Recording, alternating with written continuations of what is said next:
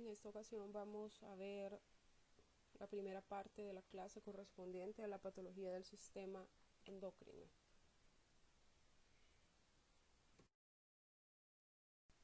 Los objetivos: recordar la anatomía e histología normal del sistema endocrino, así como aspectos fisiológicos claves.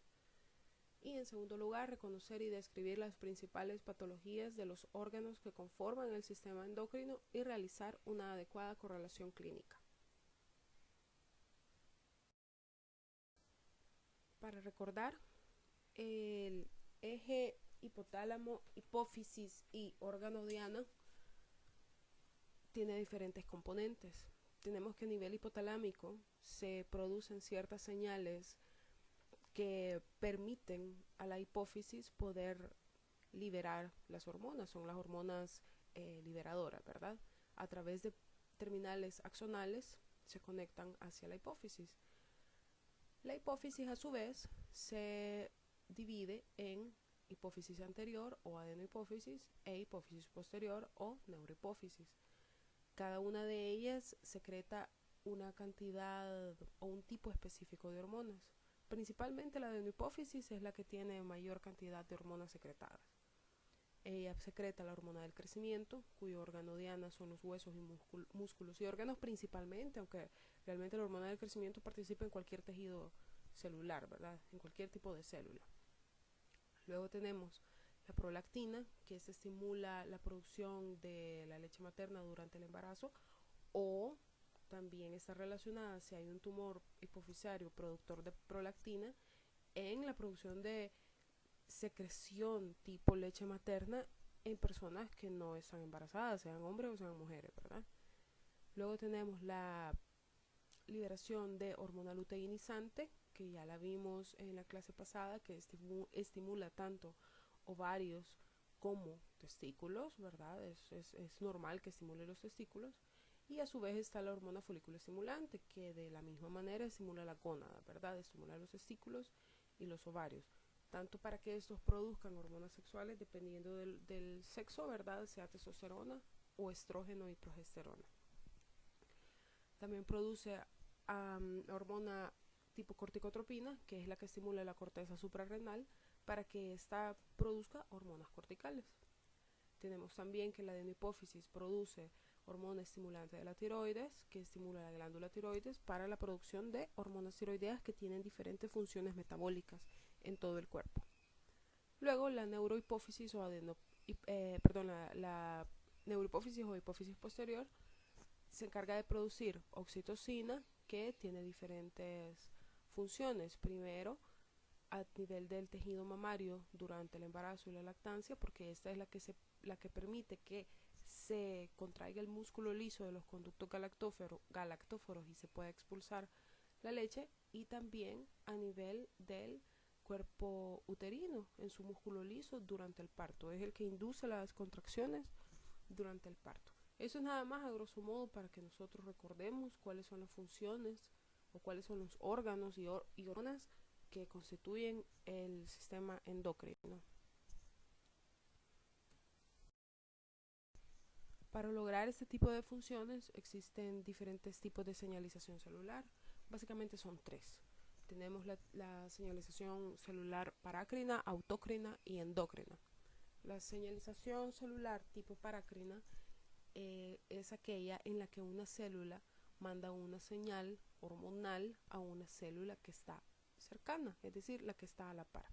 Esta verdecita es la célula emisora, los puntitos son las hormonas, y esa célula que está a la par de ella es la célula diana, es la que va a recibir esa estimulación o esa señal. Eso se llama parácrino.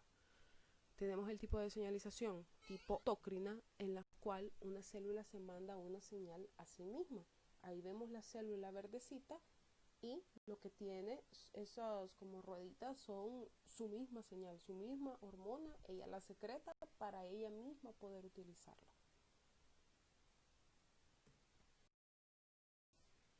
Y luego tenemos el tipo de señalización tipo endocrina, que es básicamente la que nos interesa en esta clase, en la cual una célula emisora manda una señal a una célula distante por medio de la sangre. Aquí ya no hay que la célula está aquí cerquita, ¿verdad? Sino que a través del torrente sanguíneo, la célula emisora emite una hormona o secreta una hormona. Esta viaja en el torrente sanguíneo hacia otra célula diana. Ejemplo perfecto de esto, por ejemplo, la glándula tiroides, que es la que produce T3 y T4 y que tiene diferentes funciones metabólicas en los diferentes tejidos del cuerpo, pero que esta a su vez recibe una señal de la adenohipófisis y por supuesto la adenohipófisis no está cerca, ¿verdad? Sino que sus señales viajan a través del torrente sanguíneo y llegan a la glándula tiroides. Vamos a hablar en primer lugar de la patología de la hipófisis.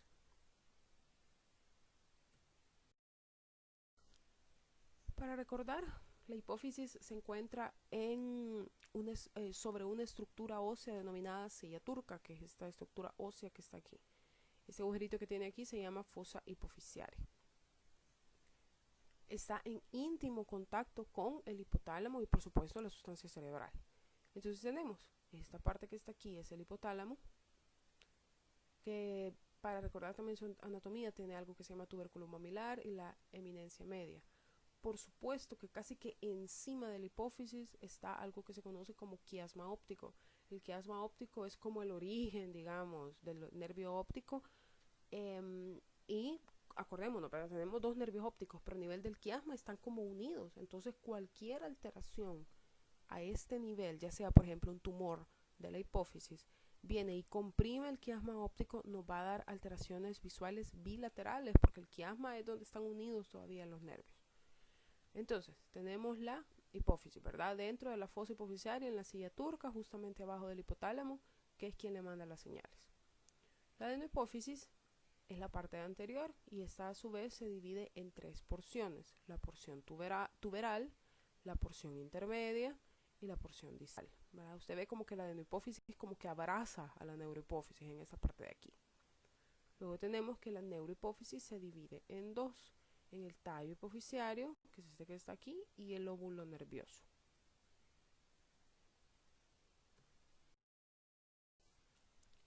Ahora vamos a revisar rápidamente la histología normal, porque todas esas cosas ya las sabemos, de anatomía, ¿verdad? De microanatomía. En la hipófisis anterior hay 6 tipos de células. ¿Por qué 6? Bueno, porque esas 6 son las que producen cada una los 6 tipos de hormonas que libera la adenohipófisis. En primer lugar tenemos las células somatotropas, que son las que liberan la hormona del crecimiento o GH. Están las células mamosomatotropas, que son las que liberan la hormona prolactina principalmente, pero en menor medida liberan también hormona del crecimiento. ¿Por qué esto? Bueno, porque esto durante el embarazo no solamente se trata de la producción de leche, ¿verdad? Sino que las mamas aumentan de volumen porque tienen más tejidos, se vuelven hiperplásicas. Entonces, por eso liberan también hormona de crecimiento. Luego tenemos las hormonas lactótropas, que son las que liberan prolactina y hormona del crecimiento, igual que las células mamosomatotropas. Luego tenemos las células corticotropas. Estas liberan corticotropina o ACTH principalmente, pero no solo liberan esta hormona, sino que también liberan algo que se llama proopiomelanocortina, que la vimos anteriormente, y hormona estimulante del melanocito. Estas hormonas tienen mucho que ver, esta proopiomelanocortina y hormona estimulante del melanocito, tienen mucho que ver con el ciclo circadiano. Si ustedes recuerdan fisiología, eso ya se vio, ¿verdad? Anteriormente durante la carrera. Tenemos también el tipo celular llamado tirotropa o tirotropina, que es la que estimula o secreta, la hormona estimulante de la tiroides o TSH. Y al final tenemos las hormonas gonadotropas. Las células, gonadotropas, estas liberan la hormona estimulante o FSH y la hormona luteinizante o LH, que al final ellas vienen a actuar sobre la gónada, ¿verdad? Sobre testículos y ovarios para producir hormonas sexuales.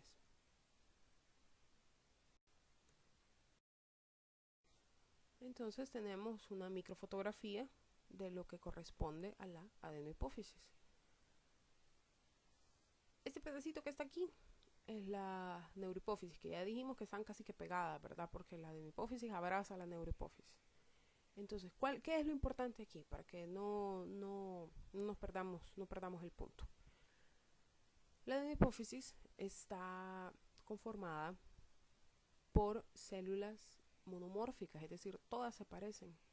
Lo único que la diferencia es su patrón de tensión en hematoxilina eosina. Me refiero a lo único que lo diferencian de manera morfológica, ¿verdad? Porque ya vimos que ellas secretan diferentes tipos de hormonas. Entonces, con tinción de hematoxilina eosina podemos encontrar células cromófobas, que son estas que están aquí, como más chiquitas, esta que está acá. Luego están las células acidófilas, que son las más grandes y tienen un citoplasma más rosado, por eso se llaman acidófilas porque son eosinófilas. Y están las células basófilas, que son estas que son más oscuritas. Ahora la pregunta es, ¿puedo saber yo cuál de todas estas es la que produce prolactina? ¿Cuál es la que produce TSH? ¿Cuál es la que produce hormona del crecimiento? A simple vista, no. ¿Por qué? Porque todas se tiñen iguales. La única forma de saber cuál de todas estas células es la que produce un tipo de hormona específico es realizando un estudio de inmunohistoquímica. Porque la inmunohistoquímica lo que hace es teñir el gen, pongámoslo entre comillas, teñir el gen de esta célula, y si es una célula, por ejemplo, productora de prolactina, y yo le coloco un agente que únicamente tiñe la prolactina, ¿verdad? Pues se va a pintar. Entonces es la única forma de saber qué tipo de célula es. Así por pura hematoxilina eosina no se puede saber.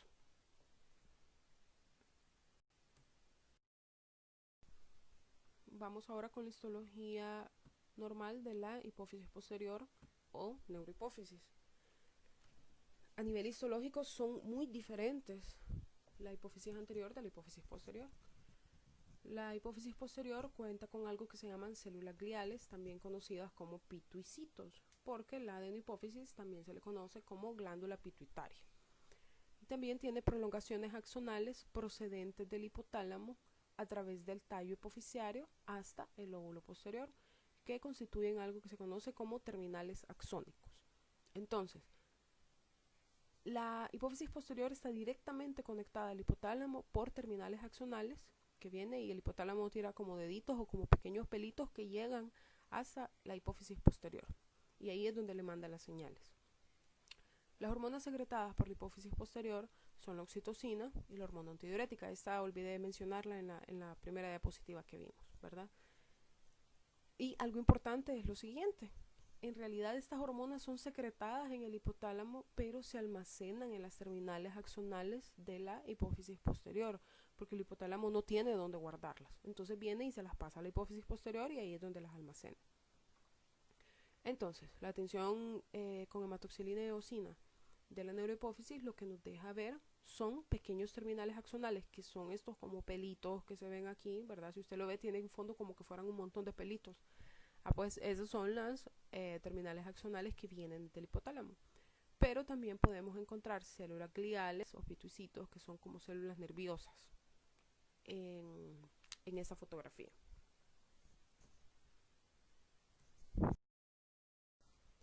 Ahora que ya vimos la histología normal, preguntémonos cómo se manifiestan antes de entrar de lleno, cuáles son las patologías de la hipófisis. Primero, cómo se manifiestan clínicamente los trastornos hipofisiarios, porque la única forma en que nos vamos a dar cuenta en que una persona tiene una patología de la hipófisis es mediante la clínica, ¿verdad? Nadie va a llegar con una resonancia magnética cerebral donde tenga, o sea, así de entrada, donde tenga un adenoma hipofisiario, por ejemplo, sino que todo va guiado a través de la clínica.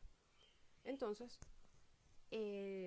los trastornos hipofisiarios se pueden manifestar de tres maneras. En primer lugar tenemos el hiperpituitarismo. Significa una función excesiva de la hipófisis, ya sea anterior o sea posterior. Si tiene una función excesiva es porque hay una secreción excesiva de hormonas. Las causas más frecuentes a la cabeza, la primera es un adenoma funcionante. ¿Qué quiero decir con funcionante? Que produce hormonas, porque también hay adenomas que no producen hormonas. Y aquí hago el paréntesis, adenoma, recordemos que es una neoplasia benigna, ¿verdad? Es una neoplasia benigna que produce hormonas. Pero también puede haber hiperpituitarismo por hiperplasia de las células que la constituyen e inclusive carcinomas. Luego tenemos el hipopituitarismo. Aquí es una función disminuida de la hipófisis y esto se da por déficit en la producción de hormonas de la misma. ¿Qué nos puede dar hipopituitarismo? Bueno, una lesión isquémica. Recordemos que la hipófisis tiene un riego vascular bastante delicado y bastante pequeño. No tiene muchas como circulación complementaria, por decirlo así. Entonces, una lesión isquémica o una lesión en las arterias que irrigan la hipófisis, que son pocas y son pequeñas, puede llevar a un infarto hipofisiario. También por cirugía, ¿verdad? Puede ser un efecto inclusive iatrogénico, estar operando a un paciente de otras cosas y venir y lesionar la hipófisis.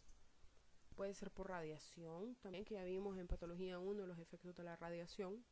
Inclusive reacciones inflamatorias pueden afectar la hipófisis. Y los adenomas no funcionantes, que es lo que yo les decía. Los adenomas pueden ser funcionantes o no funcionantes. Uno funcionante es un tumor, básicamente, pero que no produce hormonas. Y hay algo que se llama Sheehan, que ustedes lo van a ver en ginecología, cuando estén ya de lleno en el área clínica. El síndrome de Sheehan es un infarto de la adenohipófisis. Entonces, básicamente no produce ningún otro tipo de las hormonas que mencionamos y eso tiene un impacto metabólico severo, ¿verdad? Esto en las pacientes durante el embarazo o en el puerperio, por una isquemia precisamente de la adenohipófisis. La tercera forma en que se puede manifestar una enfermedad hipofisiaria son los efectos de masa locales. ¿Qué significa efecto de masa locales? Bueno, tenemos, aquí no se ve, pero aquí, en esta parte de aquí, está la hipófisis, ya lo vimos, ¿verdad? Que está en íntimo contacto con el quiasma óptico, que es este que está acá. Entonces, si yo tengo un tumor aquí y empieza a crecer, y a crecer, este me va a venir y me va a aplastar las estructuras adyacentes. Dijimos que la hipófisis está sobre una estructura ósea que se llama silla turca. Entonces, como ese espacio es bien chiquito y el tumor tiene que empezar a crecer y crecer, usualmente lo primero que hace es erosionar la silla turca. Entonces, eso se puede ver mediante radiografías, por ejemplo, mediante un TAC o una resonancia cerebral. Se pueden observar cambios tempranos, como son la expansión celular, es decir, el aumento del tamaño del área de la silla turca. Esto es celular, viene de la silla turca, ¿verdad? Puede haber erosión ósea de la misma silla turca, es decir, viene y la invade. Y también puede haber ruptura del diafragma celular, que es el espacio donde está colocada la hipófisis. Pero no solamente eso, sino que como está pegadito al quiasma óptico, y si este empieza a crecer de tamaño, puede dar anomalías visuales por compresión del nervio óptico. Da un tipo especial de alteración visual que se llama hemianopsia bitemporal. ¿Qué es la hemianopsia bitemporal? Bueno, aquí está el tumor y aplasta el quiasma óptico. Entonces, hemianopsia, hemi tenemos que significa la mitad, ¿verdad? Anopsia significa no ver. Entonces, hemianopsia significa no ver con los dos ojos, ¿cierto? Pero no todo el campo visual, sino que si dice que es bitemporal, tenemos que el lado temporal del cerebro es este, ¿verdad? Es como los laditos, como la parte de los laditos del cerebro. Entonces, si es bitemporal, significa que la mitad, como es hemi, ¿verdad? De hemianopsia, como es temporal, la mitad del campo visual que está del lado temporal del cerebro no ve el paciente. Igual al otro lado, porque es bitemporal, como es hemianopsia, la mitad temporal del lado del otro ojo, ¿verdad? Tampoco ve. Entonces el paciente básicamente ve como que estuviera en un túnel, ¿verdad? La parte de la periferia la veo negra o la ve oscura o no la ve y solo ve la parte más medial, es decir, la parte nasal de la visión. Y también tenemos que puede dar síntomas de hipertensión intracraneal. ¿Por qué? Porque si ya no puede pasar por la silla turca porque ya le erosionó y es un tejido óseo, ¿verdad? Es duro, entonces lo que hace es venir y empezar a aplastar todas las estructuras adyacentes. Entonces, la hipertensión intracraneal se manifiesta clínicamente por algo que se llama triada de Cushing. La triada de Cushing son alteraciones visuales, usualmente hemianopsia bitemporal, como les mencionaba, aunque no, esa hemianopsia es si está presionando el quiasma óptico, ¿verdad? Pero si, por ejemplo, fuera un tumor cerebral que está por aquí atrás, no le va a dar hemianopsia bitemporal, ¿verdad? Sino que va a ser por compresión del área visual del cerebro, que es la parte occipital. Entonces tenemos alteraciones visuales, tenemos hipertensión arterial, tenemos bradicardia y respiración irregular. Esto se puede mezclar. Usted me dice, ¿por qué es tríada? Si tiene 4 síntomas, bueno, pueden ser mezclados, ¿verdad? Si tiene 3 de esos 4, es una tríada de Cushing.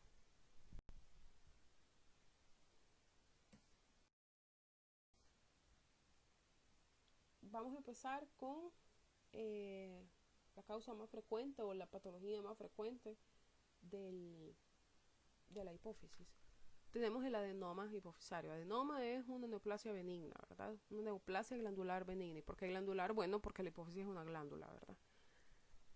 El adenoma hipofisario es la causa más frecuente de hiperpituitarismo. Aquí falta entre paréntesis cuando es funcionante, ¿verdad? El adenoma se clasifica según las hormonas producidas por las células neoplásicas, que se identifican, como ya les dije, con tinciones o pruebas de laboratorio que miden las hormonas séricas. El tipo de adenoma hipofisario más frecuente es el adenoma productor de hormona del crecimiento y prolactina. Según su producción de hormonas, se puede clasificar en adenoma funcionante, que es el que da hiperpituitarismo, y adenoma no funcionante, que es el que da hipopituitarismo. Entonces aquí tenemos la resonancia. Precisamente sobre la silla turca está esta pelotita que está aquí. Eso es el adenoma hipofisario.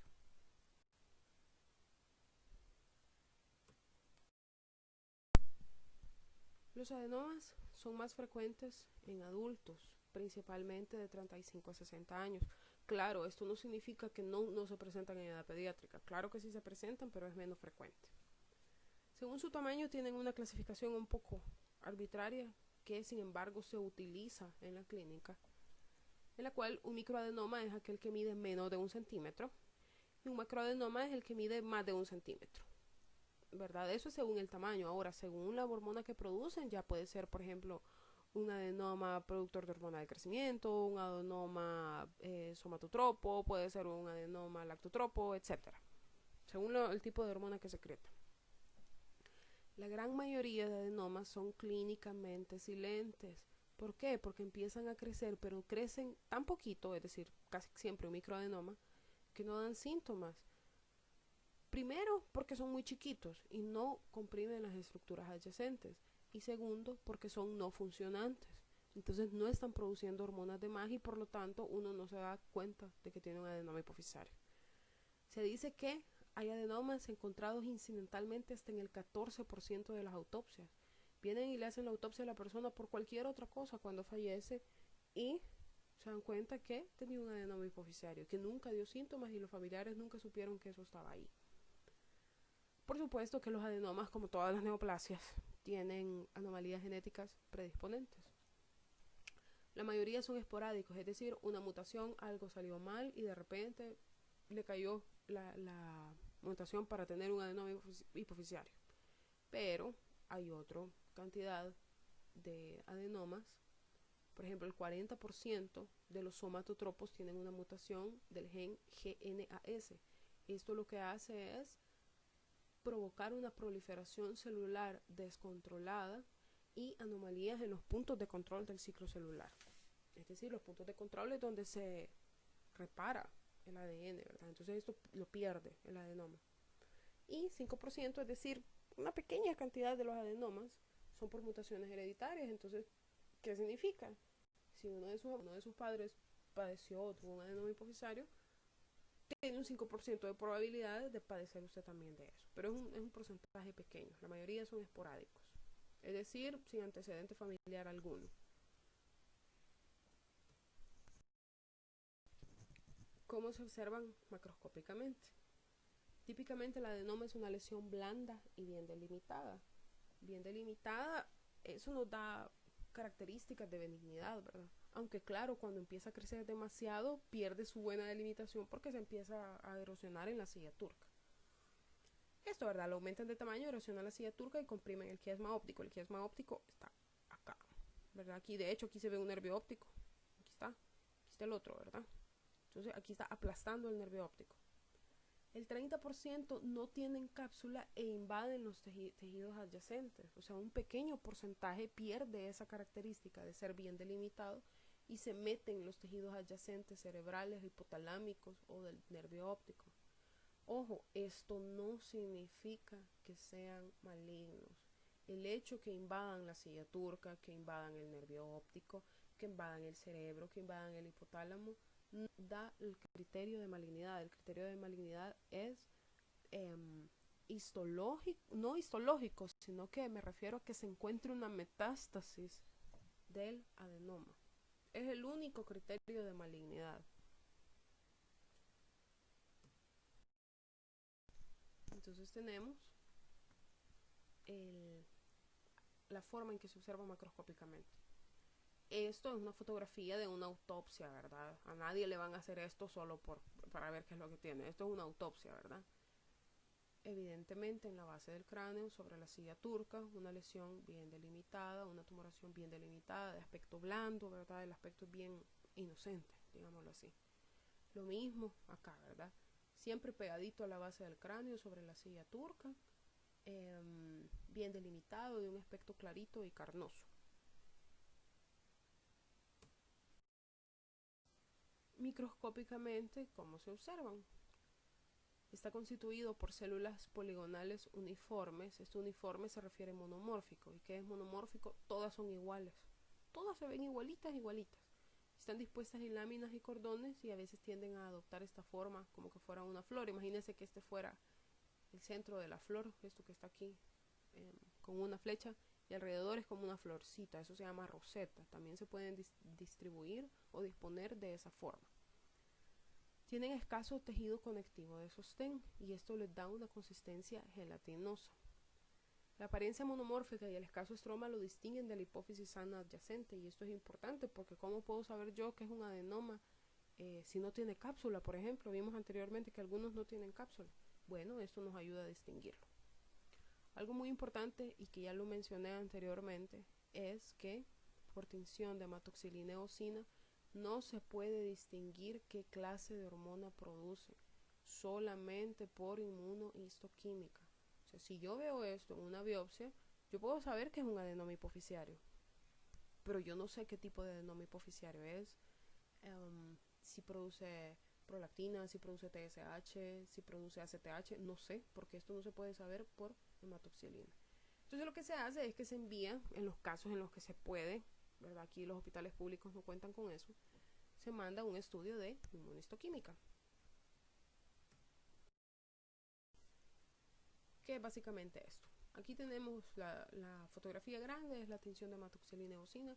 Si usted se fija, todo es muy monótono, todo es muy monomorfo, todas se parecen, todas son células chiquitas, núcleos redonditos, pequeñitos y citoplasma eosinófilo. Y se ve igual, todo. ¿Qué tipo de adenoma es? No sé. Con esto de esta parte de aquí no sé. ¿Cómo puedo saberlo? Enviando una tinción de inmunohistoquímica. Aquí lo que se ha enviado es una tinción para hormona del crecimiento. Y aquí logramos ver las que se ven como cafecitas. Esas son las células positivas para hormona del crecimiento. Es la única forma en que se puede saber. Claro, o sea, clínicamente, esta inmunohistoquímica no hay en los hospitales públicos, ¿verdad? No hay en el principal hospital de tercer nivel, eso no hay, ¿verdad? Porque son cosas raras y son sumamente caras.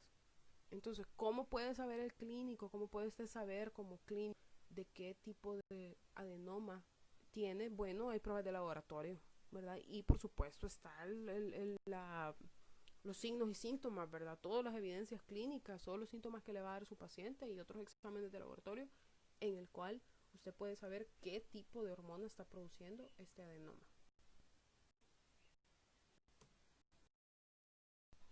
Las características clínicas, bueno, esas ya las mencionamos un poquito anteriormente. Los signos y síntomas consisten en anomalías endocrinas según la hormona que producen, si son funcionantes, ¿verdad? Ojo con eso, si son funcionantes, es decir, si son productores de hormonas. Y efectos de masa, que ya dijimos cuáles son. Las anomalías radiológicas son expansión celular, erosión ósea, ruptura del diafragma celular, que ya dijimos en qué consisten, y pueden dar anomalías visuales y signos de hipertensión intracraneal.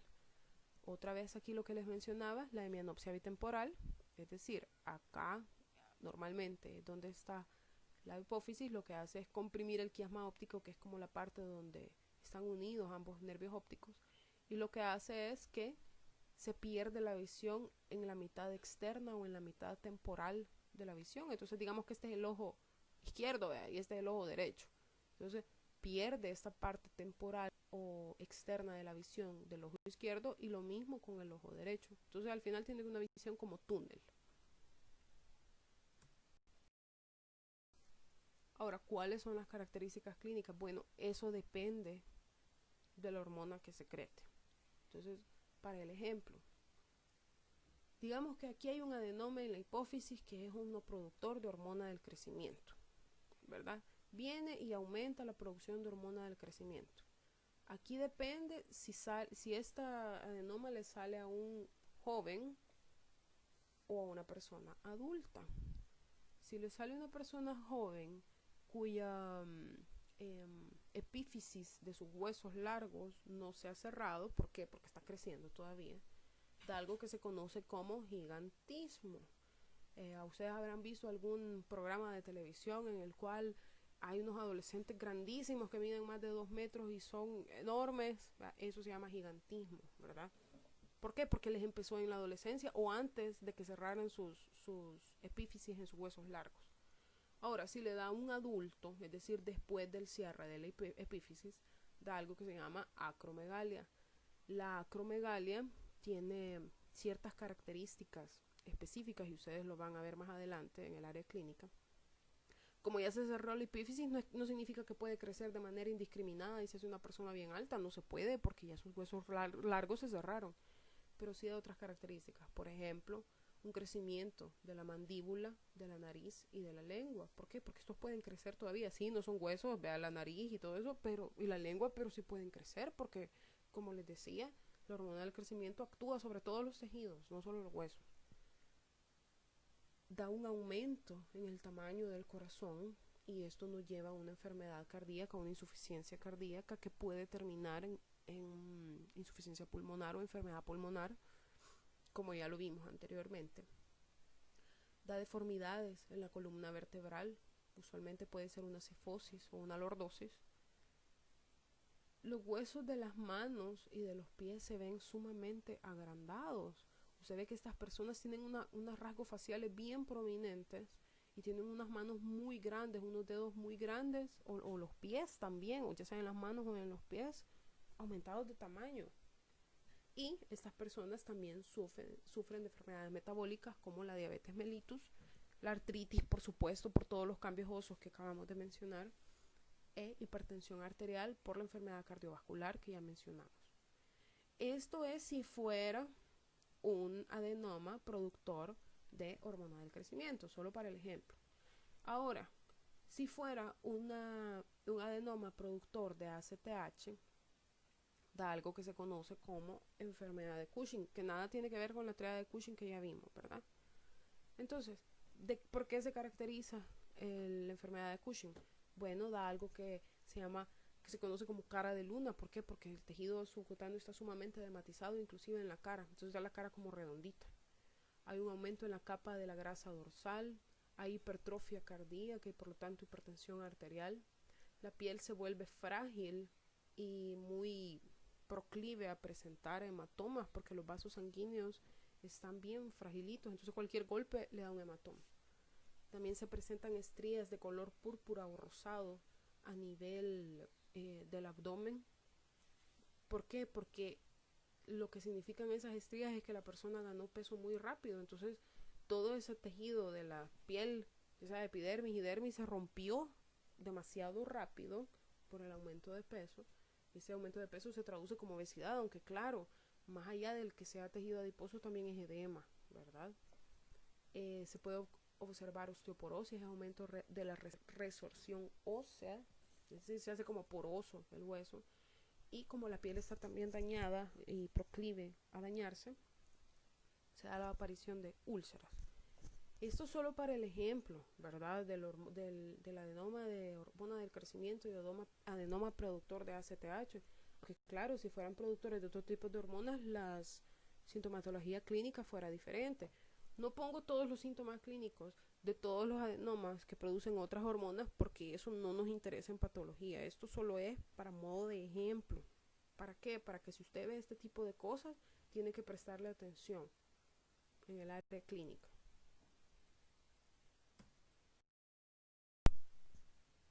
Tenemos la contraparte maligna del adenoma hipoficiario, que es el carcinoma hipoficiario. Esta entidad es sumamente rara, rarísimo, constituye del 0.2 al 0.5% de los de los tumores hipoficiarios. Este se define como un tumor, es decir, un adenoma, o sea, cuando era benigno todavía, que ha metastatizado, dado que no se puede diferenciar histológicamente. ¿Qué significa esto? Que no es un diagnóstico histológico, sino que es un diagnóstico clínico.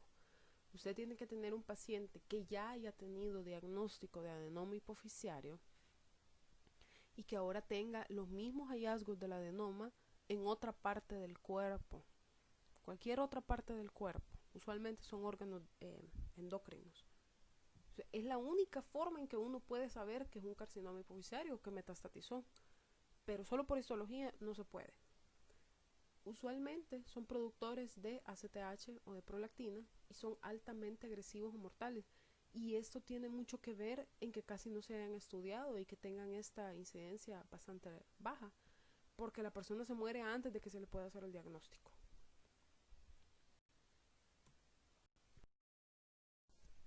Como ya vimos la patología de la hipófisis anterior, vamos a pasar a los síndromes hipoficiarios posteriores. Principalmente diabetes insípida. Es un trastorno caracterizado por un volumen de orina excesivo, también conocido como poliuria, por la incapacidad del riñón para reabsorber adecuadamente el agua de la orina. Esto ya sabemos cómo funciona porque lo vimos o lo recordamos en la clase de patología de las vías urinarias. La diabetes insípida puede ser secundaria a un traumatismo craneoencefálico en el cual se vea afectada o traumatizada la hipófisis posterior por neoplasias, ¿verdad? Neoplasias de la hipófisis posterior, trastornos inflamatorios del hipotálamo y la hipófisis e inclusive complicaciones quirúrgicas, es decir, lo estaban operando por otra cosa y le tocaron la neurohipófisis, ¿verdad? Son cosas que pueden suceder y de hecho no es que eso sea un error del cirujano, sino que son riesgos inherentes a la práctica. La diabetes insípida puede ser de origen central por un déficit de hormona antidiurética a nivel de la hipófisis o puede ser de origen nefrógeno, es decir, se produce bien de manera normal en la hipófisis, pero hay una insensibilidad tubular renal a la hormona antidiurética. Clínicamente el paciente va a presentar poliuria, es decir, exceso de producción de orina con baja densidad, pero al mismo tiempo va a haber una hipernatremia sérica, es decir, un aumento del sodio sérico. ¿Por qué? Porque está perdiendo un montón de agua por la orina, entonces se está concentrando más el sodio. Y esto da clínicamente también la manifestación de polidipsia, es decir, tener mucha sed, tomar mucha agua, porque la persona está tratando de corregir esta hipernatremia sérica secundaria a la poliuria. Entonces, tenemos que la diabetes insípida puede tener una historia de traumatismo craneoencefálico, un tumor hipoficiario o una cirugía en la que se le hizo una craneotomía por cualquier otro motivo e incidentalmente se le tocó la hipófisis. Entonces, lo que normalmente hace la hormona antidiurética, como su nombre lo dice, es disminuir la diuresis, pero si no está funcionando por cualquiera de estos motivos, entonces no cumple su función de disminuir la diuresis y por lo tanto está con poliuria el paciente. El tratamiento es un medicamento que se llama vasopresina.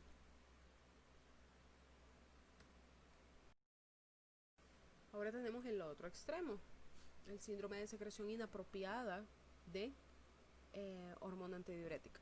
Aquí lo que ocurre es una reabsorción excesiva del agua libre con hiponatremia. Es totalmente lo contrario. Aquí, en vez de botar ese líquido por medio de la orina, lo que hace es que se reabsorbe de manera excesiva en los túbulos renales y por lo tanto la persona se llena de líquido y todo el sodio que normalmente está en la sangre viene y se diluye y por lo tanto hay una hiponatremia.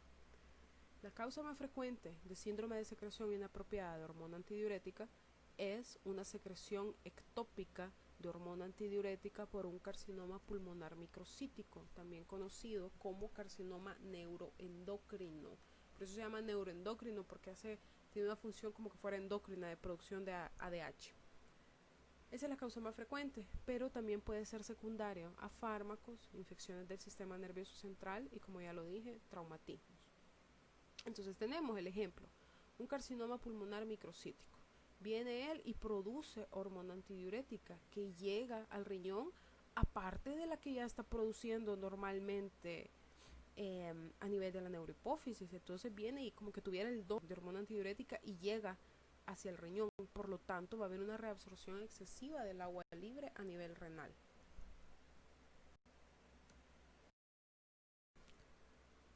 Vamos a pasar ahora a los tumores supracelares hipotalámicos. Dijimos que celar significa silla turca. Entonces, si es supracelar, significa que está arriba de la hipófisis y arriba de la silla turca, cerca del hipotálamo. Estos pueden causar hipofunción o hiperfunción de la hipófisis anterior.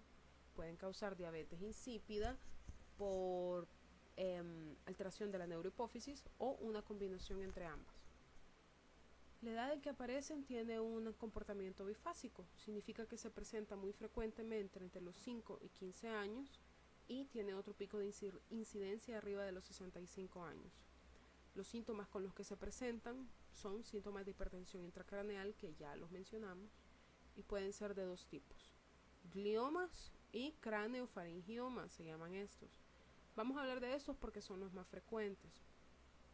El craneofaringioma corresponde a un vestigio de la bolsa de Rathke, es decir, un vestigio embriológico, y este está tapizado por epitelio escamoso, y lo vamos a ver a continuación. Aspecto macroscópico de un craneofaringioma. Ustedes se fijan, muy relacionado con el hipotálamo. Si lo vemos microscópicamente, es como una cavidad. Todo esto que está aquí es un hoyito, ¿verdad? Es la bolsa, el vestigio de la bolsa de Rathke. Y está tapizada por epitelio escamoso, como que fuera piel. Si usted ve, le recuerda al epidermis, por ejemplo. Inclusive produce queratina, que es esto más rosado que se observa aquí.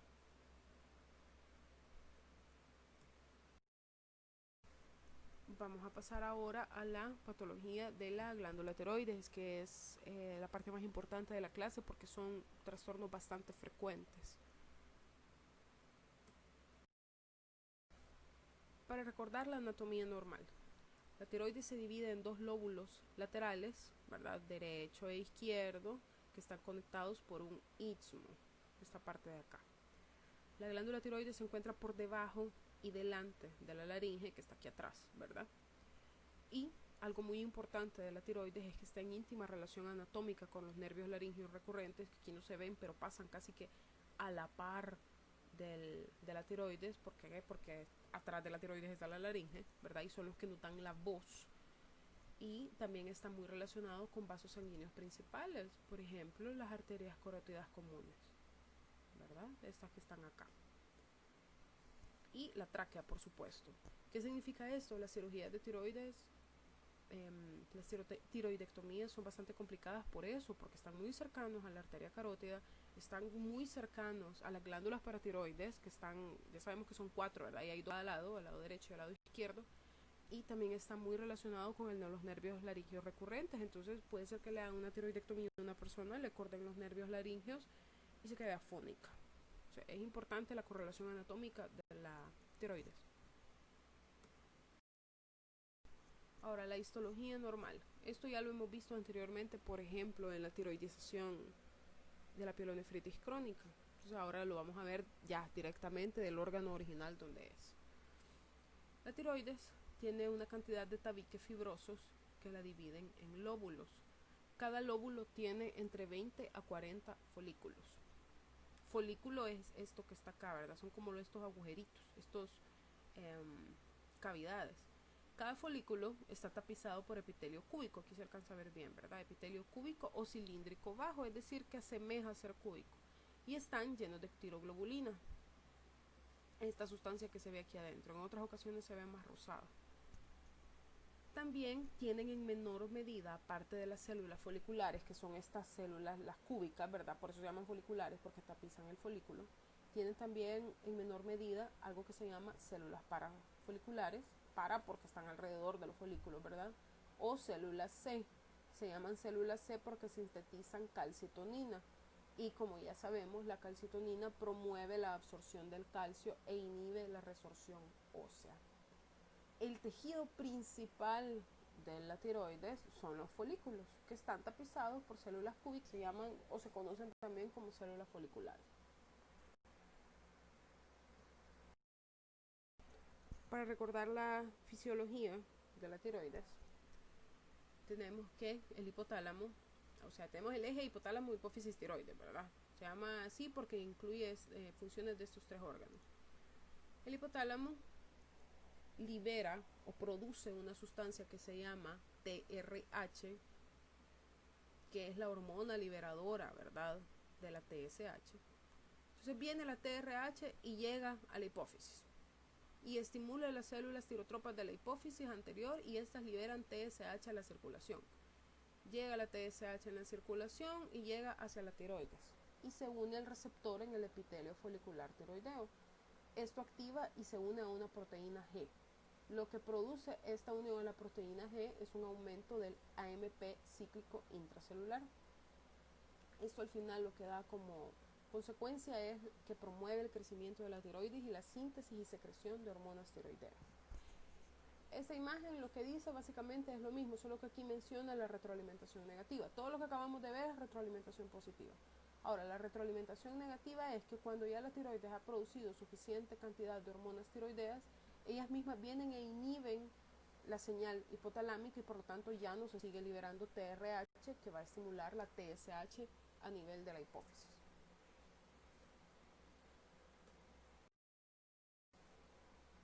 Ahora que ya están en las células epiteliales foliculares tiroideas, estas convierten la tiroglobulina que tienen adentro, ¿verdad?, en los folículos, a algo que se llama tiroxina o T4. Es la principal, pero en menor medida también producen algo que se llama triiodotironina o T3. Estas hormonas son secretadas a la circulación periférica y se unen reversiblemente a proteínas plasmáticas, por eso es que pueden viajar en la sangre y es precisamente lo que hablábamos al principio de una señalización celular de tipo endocrino. Ya en los tejidos periféricos, T4 se escinde y se vuelve T3. Dijimos que T4 era la principal hormona producida por la tiroides, pero periféricamente se convierte en T3 y T3 de hecho es mucho más fuerte su función que la de T4 y se unen al receptor nuclear de los tejidos periféricos. Al unirse forman un complejo que se llama TRE y esto regula el alza de la transcripción y esto al final se traduce como funciones metabólicas. Las hormonas tiroideas tienen una enorme función y eso ustedes ya lo saben en las funciones metabólicas corporales. ¿Cuáles son los efectos celulares de la hormona tiroidea? Principalmente son varios, pero principalmente es estimular el catabolismo de los carbohidratos y lípidos, por lo tanto se dice que aumenta el metabolismo basal. Además, tiene un papel crítico en el desarrollo cerebral neonatal y en los niños. Entonces tenemos la glándula tiroides, secreta T3 y T4 y esto lo que hace es estimular la síntesis de proteína, estimula el desarrollo del sistema nervioso, aumenta el índice de respiración celular e incrementa el índice metabólico basal. Dijimos también que la tiroides tiene células parafoliculares o células C que secretan calcitonina. La calcitonina lo que hace es inhibir la disolución de los cristales de fosfato de calcio del hueso, estimula la secreción de calcio en la orina y inhibe la concentración sanguínea del calcio. Aquí también salen las funciones de la paratiroides, que básicamente lo que hacen es regular el metabolismo del calcio, y eso lo vamos a ver más adelante en la clase.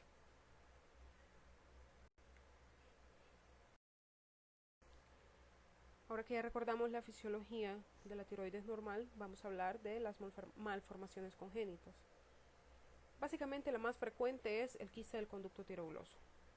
Este es un trayecto fistuloso persistente como vestigio de la formación tubular de la glándula tiroides. Es un quiste de origen embrionario. Partes de este tubo se cierran y dejan pequeños espacios que forman quistes. Recordemos que la tiroides embriológicamente migra desde estar cercana a la boca, migra hacia el cuello.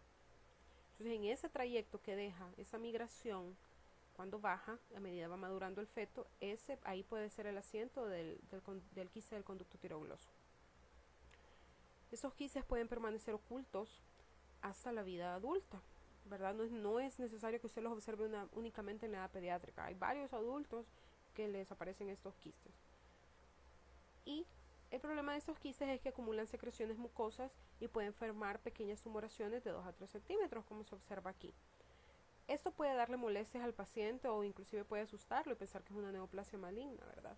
Lo que se hace en este caso es lo más fácil que se puede hacer es tomar una citología con aspiración con aguja fina, hoy también llamado CAF, y lo vamos a ver más adelante en la clase.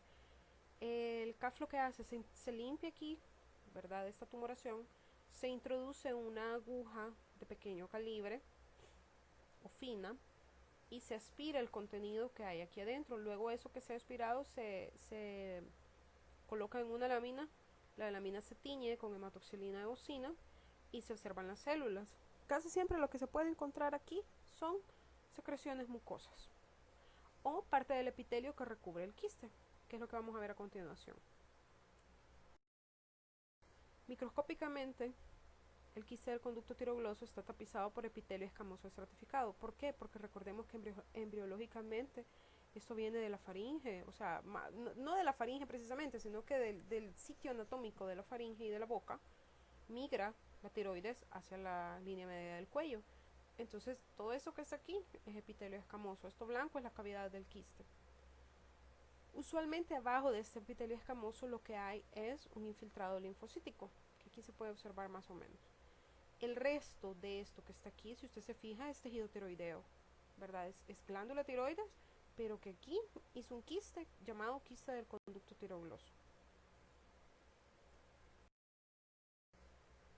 Entonces vamos a pasar a la primera manifestación de la patología tiroidea, que se conoce como hipertiroidismo. En el libro de la patología de Robbins, la palabra hipertiroidismo y el término tirotoxicosis se usan de manera indistinta, se usan como sinónimos. Entonces, de ahora en adelante, cuando hablemos de tirotoxicosis, vamos a estar hablando de hipertiroidismo. Este es un estado hipermetabólico causado por una concentración circulante elevada de hormonas tiroideas, o sea, la T4 y la T3 libres. Recordemos que ellas se unen a proteínas plasmáticas. Entonces aquí es libres. Según su origen, el hipertiroidismo puede ser primario o secundario. Primario significa una enfermedad específica de la tiroides y secundario es una enfermedad ajena a esta. Las 3 causas más frecuentes de hipertiroidismo son la hiperplasia difusa de la tiroides asociado a algo que se llama enfermedad de Graves, en segundo lugar el bocio multinodular y en tercer lugar una neoplasia benigna llamada adenoma. ¿Cuáles son las características clínicas del hipertiroidismo? En primer lugar, hay un aumento del metabolismo basal o hipermetabolismo. La piel es blanda, ¿verdad? Es bien frágil y caliente y enrojecida por la vasodilatación periférica. Esto es para aumentar la pérdida de calor porque la persona, como está hipermetabólica, está produciendo más calorías y está quemando más calorías y por lo tanto está más caliente su temperatura basal corporal. Por lo mismo hay sudoración y además pérdida involuntaria de peso por el aumento del catabolismo de lípidos y carbohidratos. Manifestaciones cardíacas son las primeras en aparecer y son las más frecuentes. Hay un aumento del gasto cardíaco por aumento de las necesidades periféricas. En este dibujito más o menos podemos observar, a modo de dibujo, ¿verdad? Las manifestaciones clínicas del hipertiroidismo. Hay una intolerancia al calor, ¿por qué? Porque la persona ya de por sí tiene temperatura corporal aumentada, el cabello se vuelve fino, los ojos tienden a parecer como que están salidos y ya vamos a ver eso más adelante. Eso se conoce como exoftalmos. La piel se observa enrojecida, la tiroides está aumentada de tamaño, el paciente presenta taquicardia, la presión sistólica está aumentada, los pechos tienden a hacerse más grandes, hay pérdida de peso y los músculos, la persona no puede ganar masa muscular. Digamos que es una persona que hace ejercicio y no puede ganar masa muscular porque está quemando tanto, están en un estado de catabolismo que no permite acumular proteínas a nivel somático o muscular. Hay cambios menstruales como amenorrea, hay aumento del tránsito intestinal que termina en diarrea, hay temblores en las manos y los dedos se hacen un aspecto palillo de tambor, es decir, la parte distal de cada dedo se hace como más gruesa o más grande. Además podemos observar actividad excesiva del sistema nervioso parasimpático. Esto se traduce a temblor, ¿verdad? De las manos, lo que les mencionaba, la persona está hiperactiva, hay una labilidad emocional bien evidente, es decir, son personas bien susceptibles a cambios de emociones, hay incapacidad para concentrarse, insomnio y diarrea. Los cambios oculares son frecuentes, pero únicamente cuando está establecida ya la enfermedad de Graves. Eso se conoce como proptosis o exoftalmos. ¿Por qué ocurre el exoftalmos? Exoftalmos es esto, que a la persona se le ven como salidos los ojos. Esto ocurre por una asinergia, es decir, una falta de coordinación óculo-palpebral por sobreestimulación del músculo tarsal superior, que este tiene la función de elevar el párpado. Entonces, básicamente lo que hace es que los músculos que están alrededor del ojo no están coordinados con los músculos del párpado y por lo tanto el ojo tiende a salirse y básicamente eso es. Hay una retracción del párpado, lo que les mencionaba, los músculos perioculares están bastante tensos y no se logran coordinar con lo de los músculos palpebrales, entonces se sale. Y como esta conjuntiva normalmente no está expuesta, entonces se observa una conjuntiva hiperémica o rojiza.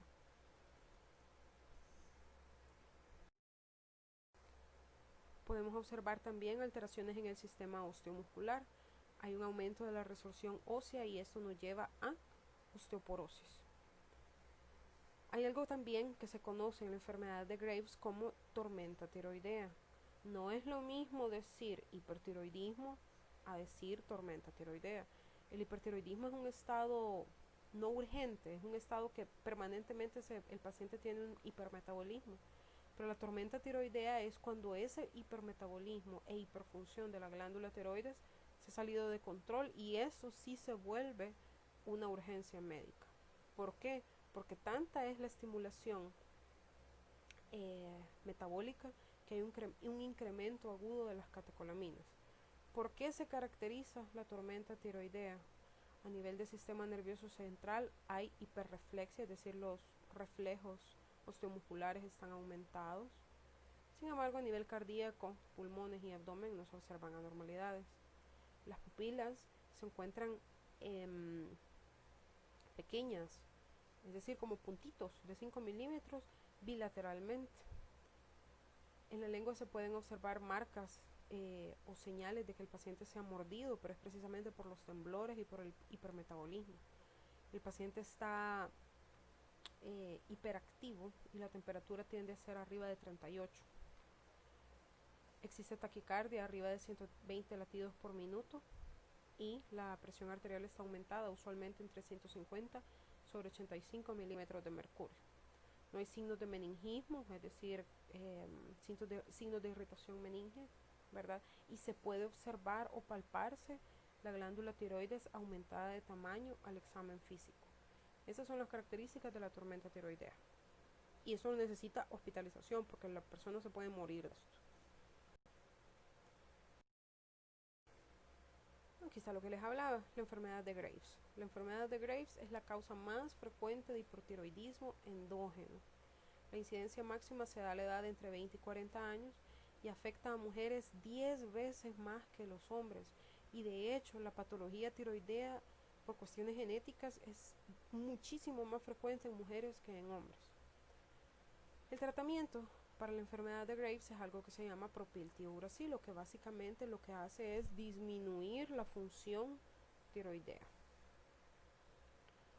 La enfermedad de Graves se caracteriza por una triada clínica en la cual hay hipertiroidismo, es decir, todas las características clínicas que acabamos de ver, la oftalmopatía infiltrante con exoftalmo secundario, que son los ojos salidos que ya vimos, que solo están en la enfermedad de Graves, o sea, no en todos los hipertiroidismos, solo en la enfermedad de Graves. Y hay dermopatía, también llamada mixedema pretibial. La enfermedad de Graves es un trastorno autoinmunitario caracterizado por producción de autoanticuerpos contra numerosas proteínas tiroideas, sobre todo el receptor de TSH. Este autoanticuerpo se denomina inmunoglobulina estimulante de la tiroides o TSI y está presente en el 90% de los casos. Esta TSI lo que hace es que se une al receptor de TSH que está en la tiroides y simula sus efectos. Y si simula sus efectos, lo que hace es que estimula la adenilciclasa e incrementa la liberación de hormonas. ¿Qué significa esto? Que aparte de estar produciendo T3 y T4 de manera normal y fisiológica, este TSI viene y se une al receptor y lo que hace es aumentar esa producción basal. Esto ocurre porque hay abundantes polimorfismos en genes que regulan la respuesta inmune, como ya lo vimos en patología 1. Entonces es un trastorno autoinmunitario. Macroscópicamente, como observamos la tiroides, hay un aumento simétrico del tamaño de la glándula, secundario a hipertrofia e hiperplasia de las células epiteliales foliculares, que ya vimos que son las que tapizan los folículos, ¿verdad? Entonces, aquí la tiroides está aumentada de tamaño, se observa como gordita, ¿verdad? Se ve como rojita también, como hiperémica, y puede pesar hasta 200 gramos, dice aquí la fotografía. El aspecto es carnoso y blando, totalmente diferente, y ya lo vamos a ver más adelante, al bocio, en el cual el crecimiento no es uniforme y no es simétrico. Aquí toda la glándula está igualmente aumentada de tamaño. Microscópicamente vamos a ver células foliculares hiperplásicas que forman papilas que se proyectan hacia la luz folicular. Y en el intersticio hay infiltrado inflamatorio linfocítico. Esta parte de la imagen es tiroides normal, con sus folículos tapizados por células cuboideas que se conocen como células foliculares. Esto rosado que está dentro es tiroglobulina, ¿verdad? Pero ¿qué sucede en la enfermedad de Graves? Toda la arquitectura normal de la tiroides se observa alterada. Todo esto que está aquí es un folículo y le han salido como pequeñas papilitas que se van hacia la luz. Esto es como la luz, digamos, del folículo. Aquí se observa el coloide, ¿ves? Todo esto rosado que está aquí. Entonces lo que ha pasado es que este folículo se ha hecho increíblemente grande y tiene tantas células foliculares, está produciendo tantas células foliculares que son estas cuboidales aquí. Está produciendo tantos porque estas plásticas que se acumulan y forman como papilitas que van hacia el interior de todo el folículo.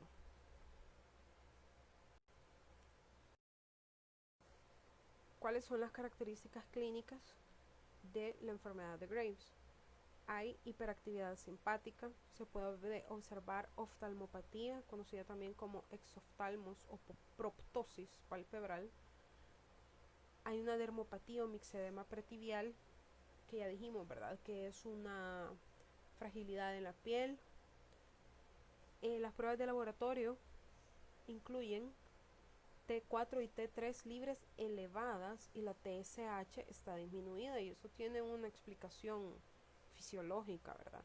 Si lo que hace la TSH es estimular T4 y T3, cuando estas están demasiado elevadas hay una retroalimentación negativa hacia la TSH, entonces se deja de disminuir, se deja de producir TSH en función de que haya menos T4 y T3, pero como hay un proceso ahí autoinmune, esto se sigue produciendo. El tratamiento para la enfermedad de Graves son beta bloqueadores y propiltiuracil. Entonces aquí tenemos el diagrama de los síntomas. El exoftalmos o los ojos salidos, ¿verdad? Se observa la glándula tiroides aumentada de tamaño, hay aumento de la sudoración, se pueden observar arritmias y taquicardia. Como hay un estado hipermetabólico y de aumento del tránsito intestinal, puede haber náusea y diarrea. En las mujeres se puede observar oligomenorrea, que es una disminución en la cantidad de menstruación. Hay debilidad muscular, temblores en las extremidades y además síntomas como dolor de cabeza, pérdida de peso, nerviosismo e inestabilidad emocional. Solamente eso sería para la primera parte de la clase. Si tienen dudas me pueden escribir en el aula virtual y también si tienen dudas respecto a la guía de trabajo de laboratorio de este tema, igual me pueden escribir.